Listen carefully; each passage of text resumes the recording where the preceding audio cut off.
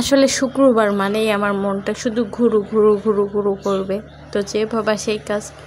আমি আসলে চাকরিটা ছেড়ে দিছি, আপনাদের সাথে শেয়ার করছি। অবশ্যই কেউ সাপোর্ট করে না সেভাবে, যাই হোক সেটা বড় কথা না, হয়তো মানুষের ভালো লাগে না, মানুষ দেখে না।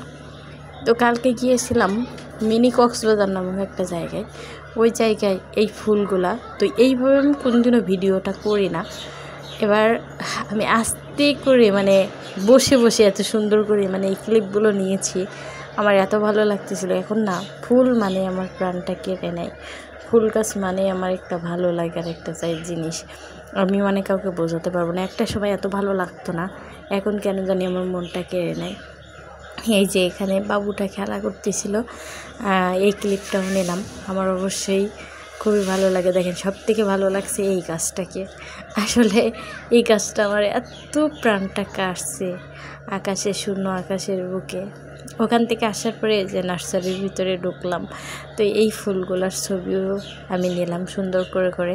অবশ্যই কতটুকু ভালো আপনাদের লাগছে আমি জানি না, কিন্তু আমি যেহেতু ফুল প্রেমিক হয়ে গেছি এখন, ফুল, পাখি, গাছপালা এসব জিনিসগুলো আমার ভালো লাগে।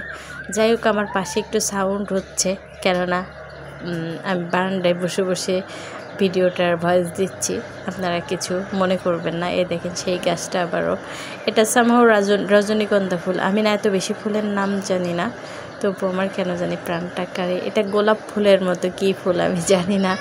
যদি কেউ এখানে আসতে চান আমাকে অবশ্যই কমেন্ট করবেন, আমি আপনাদের লোকেশন দিয়ে দিব, সেই লোকেশনে ঘুরে আসবেন। অনেক সুন্দর জায়গাটা, অবশ্যই গেলেই আপনাদের ভালো লাগবে, অনেক ভালো লাগবে। দেখেন ফুলগুলো জাস্ট অসাধারণ। আল্লাহর সৃষ্টি কত সুন্দর, মাশাআল্লাহ।